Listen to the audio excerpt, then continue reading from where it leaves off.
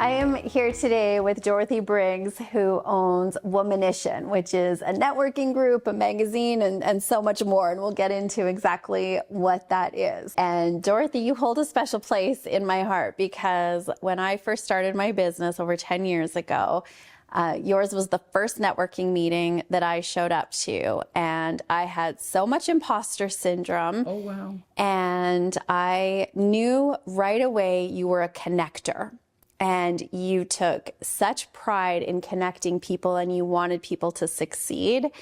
And I stuck with you because of that. And I attribute a lot of my success today to the community that you built, and because I worked it. We'll talk a little bit about that today. Absolutely. And so it's just really special that you're here today. Well, I really appreciate you saying that because I remember seeing you for the first time, and I say this all the time. You said to me, "How can I help you?" And that stuck to my heart because I knew that you meant it, and I knew you were a winner right from the get-go. Like, I didn't even have to think about it. And you have worked so hard. You've traveled, you've taken classes and courses and mentored, like you were mentored. Like, it was just incredible what you've gone through, and you deserve the success. I mean, everywhere I go, do you know Stacey Berger? How many people put their hand up? Everybody knows you. So that's good. You did good. Thank you. You're welcome. Thank you. Okay, so let's back up. So first of all, would love to hear, we'll get into the Womanition and what you're doing now and what you've built, but I would love to go back to your first job. Did you always know you wanted to own your own business? Like, where did this entrepreneurial spirit come from? You know, Stacey, I knew when I was about 14 years old that I was going to be my own boss because I don't like taking orders from people. You get me, right? Yeah. No, I have to be in control of my life. Yeah. And I have been. And I mean, I had jobs. I mean, you don't, you know, I started off with real estate, and real estate taught me a lot, like how to sell, how to approach people, how to look at deals and make sure that you're selling to the right people with the right product and being honest and sincere. So I learned a lot when I started selling real estate. And I think I was 28 years old at the time when I started that. So yeah. So was that the first, because being a real estate agent's entrepreneurial, like yes, your, it is. Yeah. Yeah. And was that your first step into the entrepreneurial world? Like, did you have the lemonade stand and did you do that? Well, that's a long time ago. I know. Got to think about that one. Yeah. Yeah, I think I always did. Yeah. You know, and I think that I always had that in me.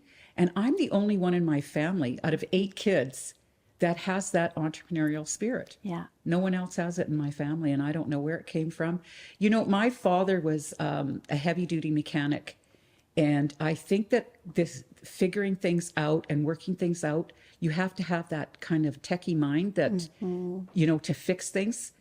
You know, like just yesterday, my garage door wouldn't close. So I took a hammer and I smashed in this one piece of metal, and it worked.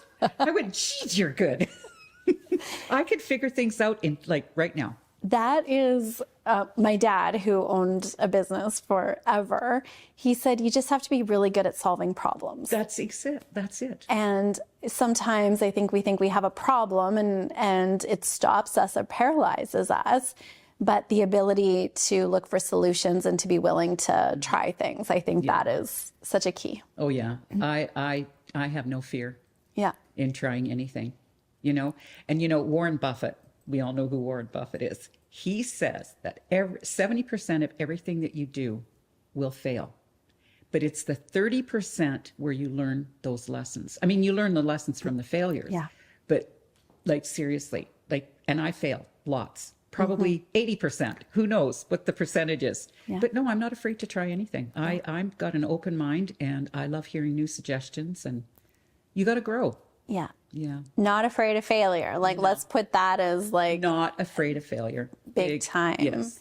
Yeah. Yeah. No, I have no fear of that. Yeah. So take us into one of the failures. I'm never going to say the biggest or the largest or the most important, but just one failure that stands out and what you learned from it.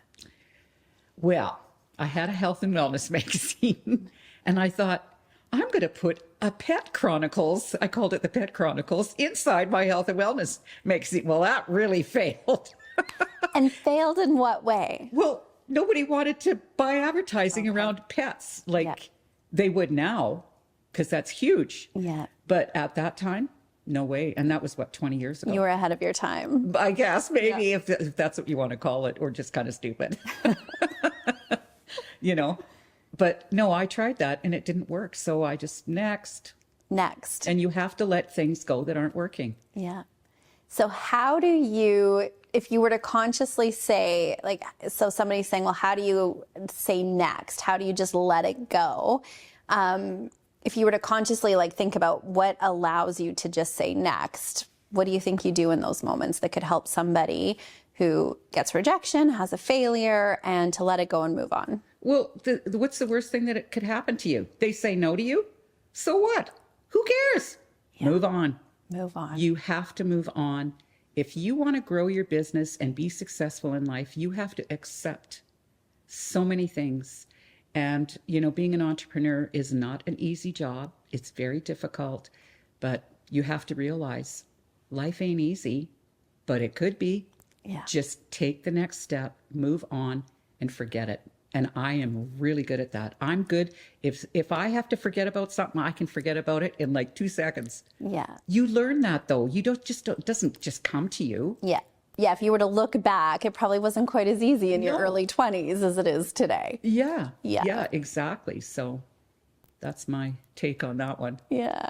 So tell us about the Womanition, so what you do now, what you've built, and yeah, let's start there. Well, Womanition came about because of Builder Architect magazine, where they profiled Builder on the front cover and the trade spot advertising. So I thought, this is going to work. So I started with the men.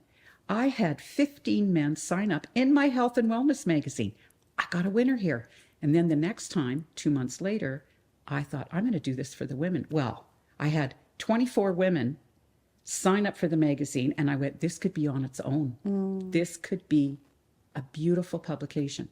So anyway, I had a 40-page magazine when I first started, and it was saddle stitch, not like today where it's perfect bound. You know, you grow with it, you make it you do what you nicer, can. better, more professional. Yeah. Yeah, so that was really an experience to do that. So Womanition started 20 years ago. So you started it with a magazine where you profiled women in the community, well, men in the community, and then women in the community. Correct. And that grew. So it started with the magazine, and then what came next? Well, then I thought, networking. Okay, so I have to get people in my magazine. So what am I going to do? Yeah. You got to think about what you're going to do. So I went networking. And I had, at one time I had like 5 or 6 networking groups. And then I realized that I was pulling people from different areas and they were being smaller, the groups. So then I had to coordinate and put just groups in different areas so you'd have more people attending. And now, like, I just cannot believe the attendees that we have now for Womanition. It's just blowing me away. I absolutely love it. It's great. Then I thought, okay, what's next? Leadership conference. And we called it the Biz Brigade. So I started that, and we have that twice a year. And it's just fantastic. We have different issues, topics. The last time we had business ethics. The one coming up is going to be you live what you learn.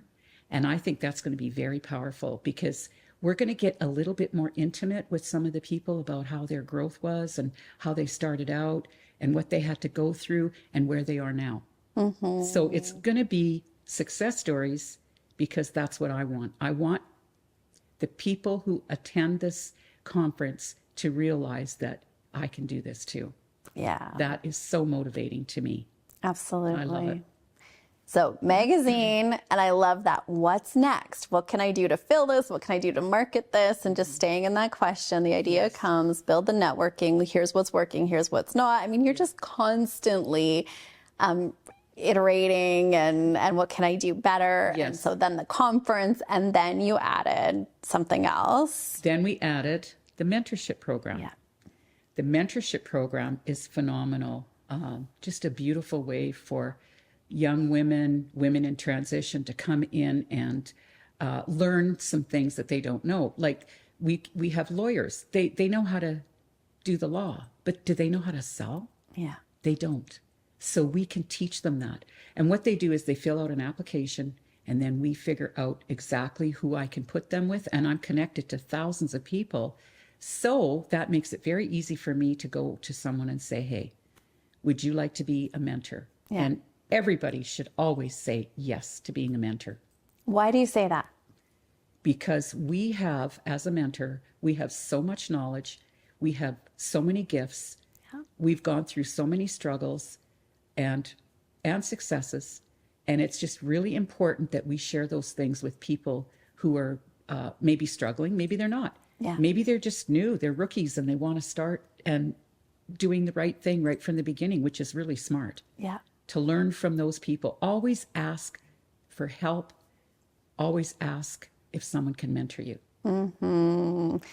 Yeah. So important, right? It is. Yeah. And the mentee and the mentor both gain in that relationship.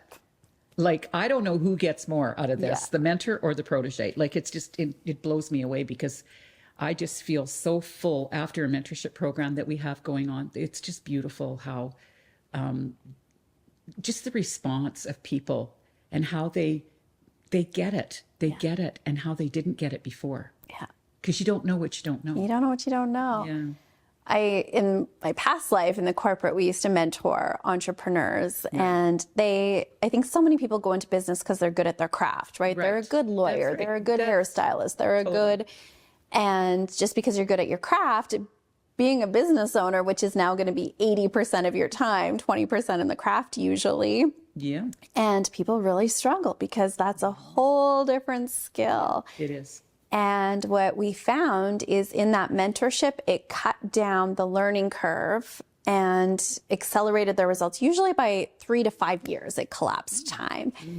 And I think sometimes people, when they're new to business, they're like, well, I got to get started and get going and making money, and then I'll invest. And when you invest right up front,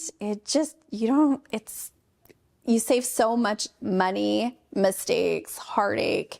Absolutely. And so even if you don't feel like you have the financial resource, I think that's the most important place to invest. Well, a lot in of that these mentorship. people will come up with an idea, and it's probably a great idea, but they don't have any money to market themselves. And that is such a foolish thing to do. Mm-hmm. So I always tell people when they're starting out in business, make sure that you have at least 6 months to a year of income before you start this, because you're going to need every dime to move forward, to be successful, because you can't do it just with nothing. You can't. Yeah.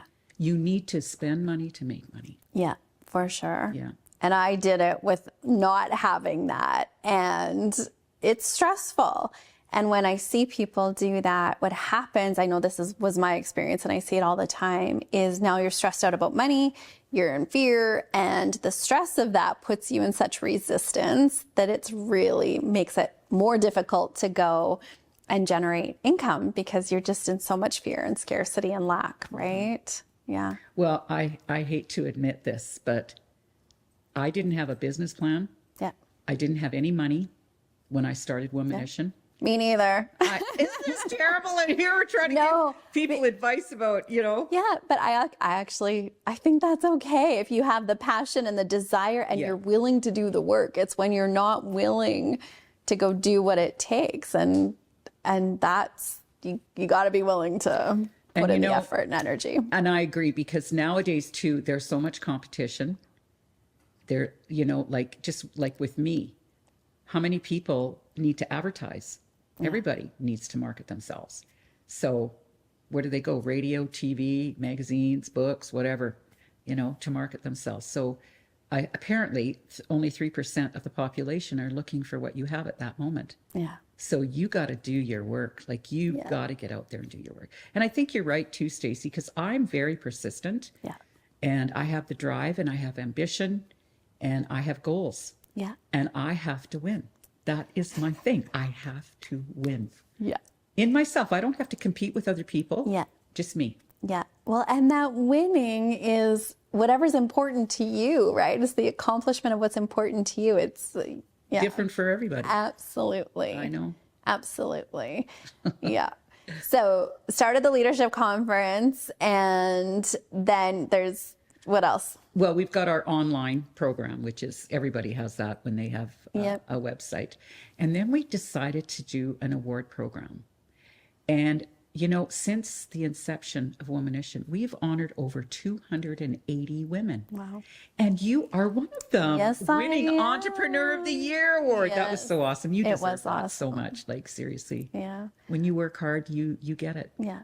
It's so important. We don't celebrate ourselves enough. We don't celebrate each other enough. And when I won that award, so Dorothy puts on a beautiful gala, and my kids were there, and we were all dressed up. Yeah. And when my name was called, I didn't think I cared that much, right? I was like, this is nice and this is lovely. But it was such a moment to really give myself permission to reflect on the journey. It makes me emotional thinking about it. I know.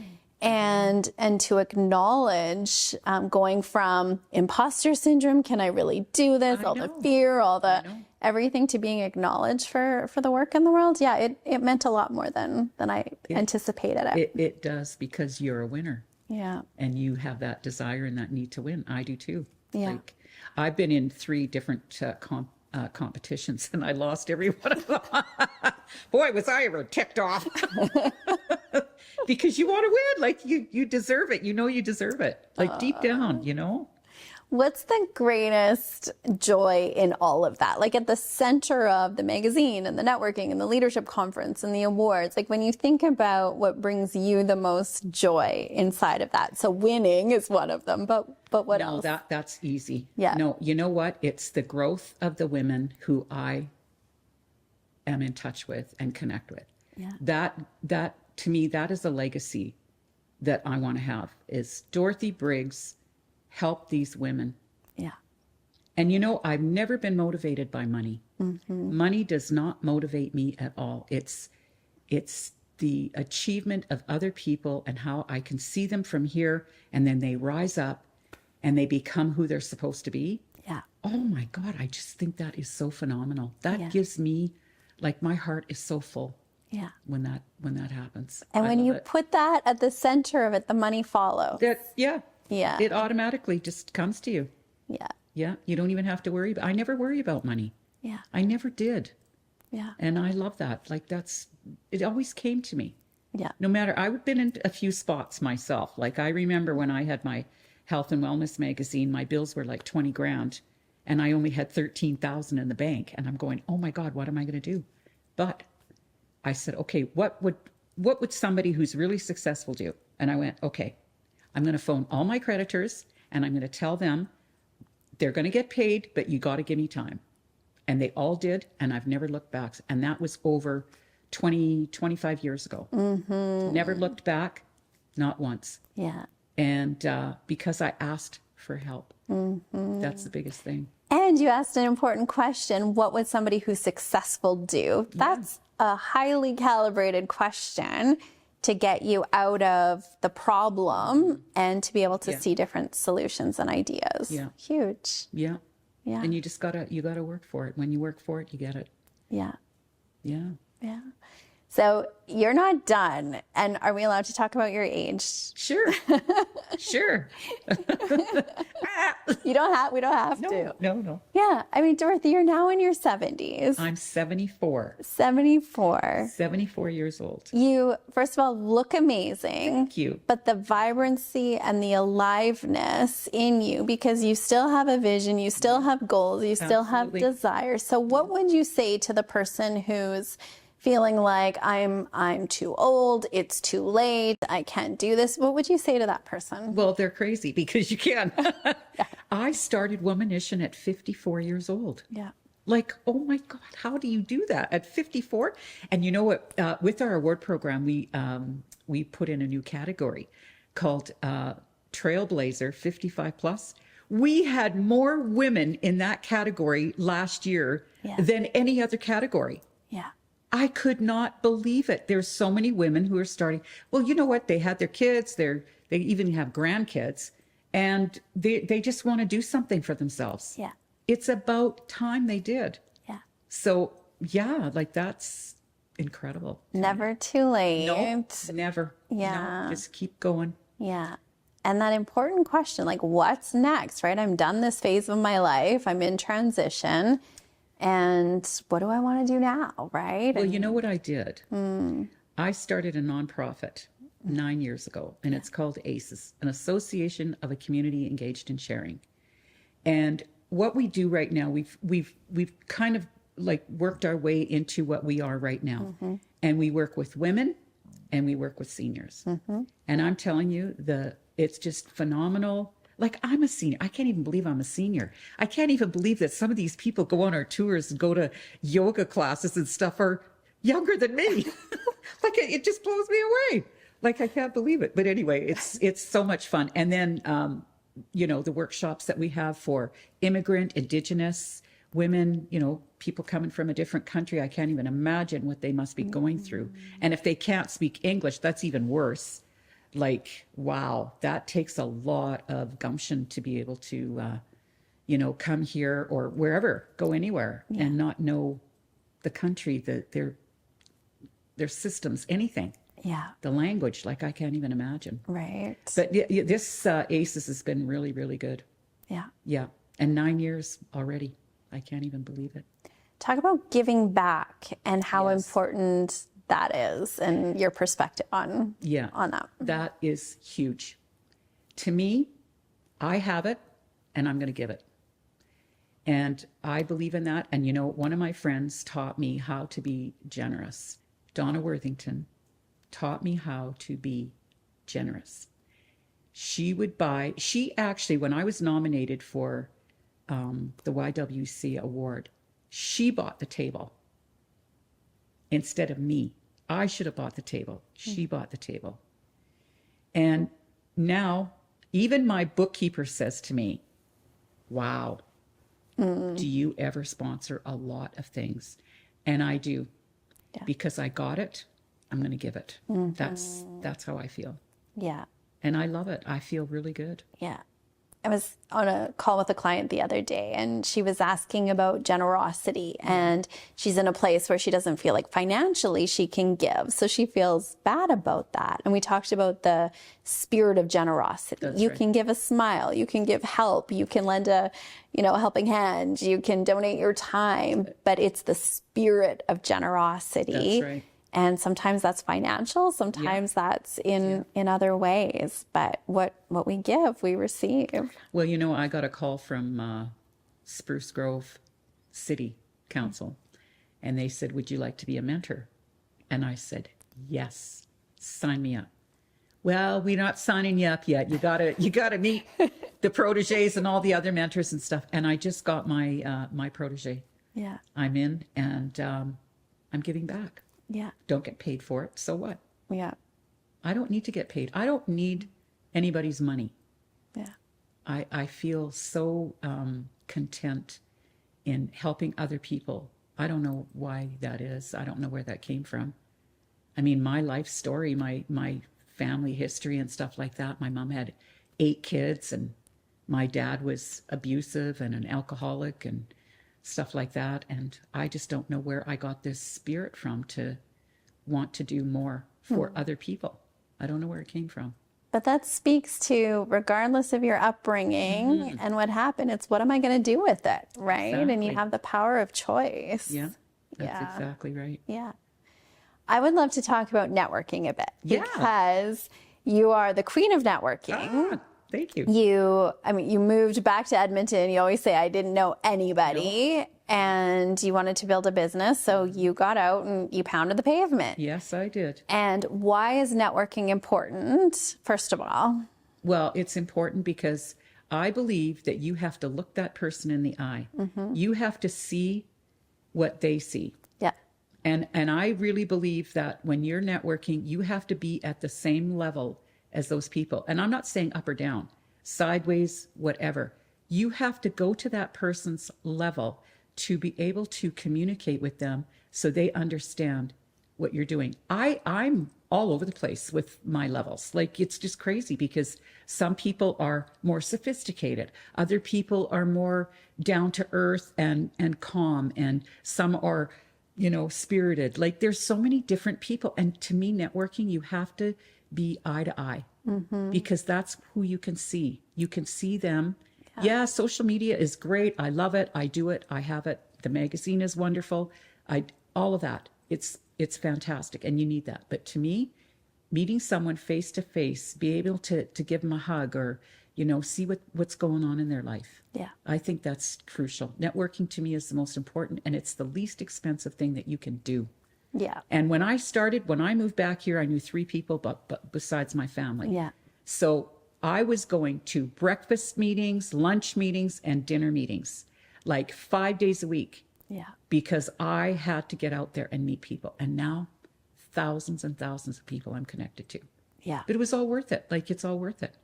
And it's really funny because now people call me and say, who do you recommend for this? Who should I speak to? Like, give me some names. And I supply them with names. I don't think I've ever said to somebody, I don't have anybody. Yeah.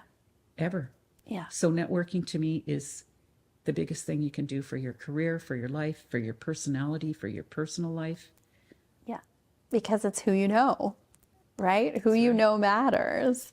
I built my business on networking and speaking. Yes. And I think, face to face, right? The interactions, the connections. And one of the things that I'll say to people is to do networking well, go with an intention. Yeah. Who do I want to meet? Who do I want to get connected with? Yeah. And find a networking group that resonates, right? Where it's either your ideal clients in the room or your business network is in the room. And it feels, I call it a vibrational match, right? Like you feel good in that space because if you don't feel connected, it's going to be really hard to build relationships. It is, yeah. Find somebody who's running the group who's a connector. Yeah. So they're not just in it for them. And so that's really important. And then show up consistently for at least 6 months. At least 6 months because it takes a while, especially for females, right? I think men are a little bit quicker to refer. But it takes a little bit longer. So being consistent and showing up. That's correct. And I always tell people when you walk into a room, look for that person who's by themselves and start talking to that person. Yeah. And then it'll help you build your confidence plus theirs. Yeah. And you don't know who they know. Yeah. And you'll be remembered. I still have people that come up to me and say, you were the first person that came and talked to me at that meeting and I've never forgotten it. No, they don't. And so that makes such an impression too. And you don't even realize, right? Yeah. No, it's networking is. Yeah. Would you add anything to that list about how to network well? Well, no, you said it. Like you got to show up. Yeah. With your intention. Yeah. And don't try to sit there and sell yourself and don't throw your business cards at people. Yeah. You don't do that because they're just going to throw it in the garbage. Yeah. Because you didn't make an impression. Yeah. You were shoving your stuff on them. Yeah. You don't do that. Yeah. It's add value, right? The first thing I do when I see something, well, what did you do? What is your profession? I say that all the time because I care about what they're doing. Yeah. I may not be able to support them. Me personally, I can't buy from everybody, but I give you the opportunity to buy from others. Yeah. That's what networking and having these groups is. And it's not easy running all these groups because some wait to the last minute to register. And then the hotel is on you because, guys, you're supposed to have this many people. And now you got 10 more, like stuff like that. So it's really, you got to be on it and you got to be tough. You got to have rules. And make sure they follow the rules. Speak about boundaries. I think that's important. So as a business owner, having boundaries, what have you learned about that? Well, they're necessary because people will take advantage and they will, human beings, that happens. And you just have to realize, is this good for me? Is this good for my business? Is this good for the people in my business? And if it's not, no. The answer is no. Yeah. That's how I see it. Yeah. What about trusting your gut? Oh, yeah. I'm a gut person. Yeah. So what does that mean to you? Well, you just get this feeling. You have this intuition. You watch body language. You watch how they react with other people. And because how you do one thing is how you do everything. And if you're going to do something to me, you're going to do it to everybody else too. Yeah. Good or bad, whatever it is, it doesn't matter. Yeah. When it comes to networking, is that something you just knew how to do and you did it? Was it a skill that you had to build? How can somebody develop that if it isn't innate? Well, I think that initially we're a little bit afraid Yeah. to walk up to strange people because you don't know how they react. But now I don't care. Like Yeah. I care, but I just do me. Yeah. And I just walk up to these people and I just say, hi, how are you doing? What do you do? Like, tell me more about you. How can I help you? Yeah. Like, and I don't have any fear of that. I used to, I was quite shy. Yeah.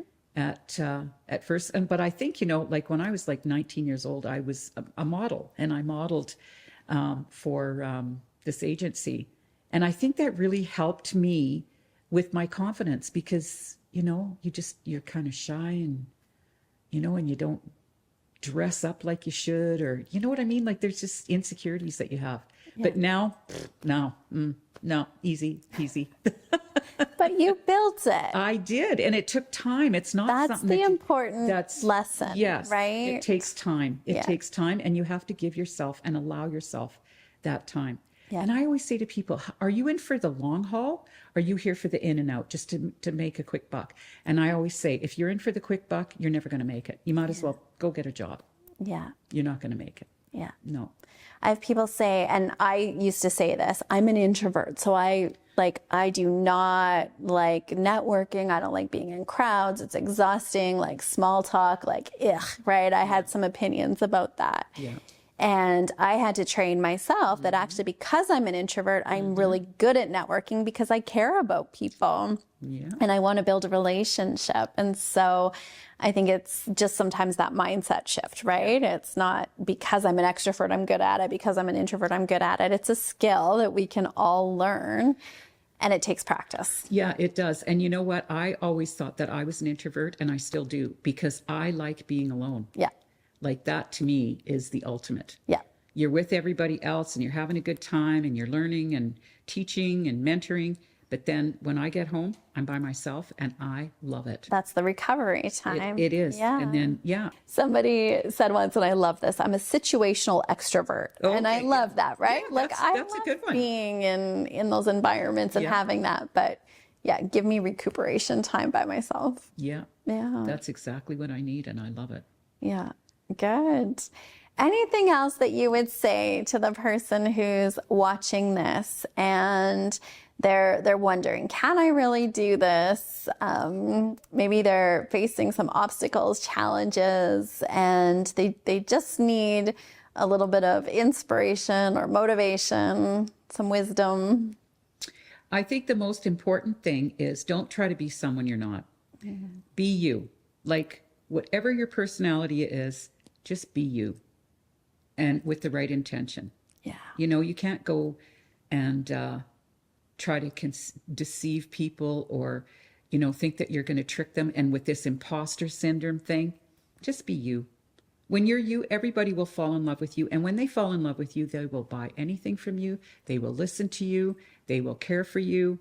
Like, just be yourself. That's my advice to anybody that's wanting to get out there and expand. Yeah. And the people that don't like you, move on next, Who right? cares? What are they going to do? Like, Yeah. I think that that's another thing too that we have to realize is that what does it matter what other people think? It's none of our business what they think of us. Yeah. It doesn't matter. And I've learned that there's a lot of people who will be nice to your face and then turn around and they criticize you or because you're successful, because they want to put you where they are down here.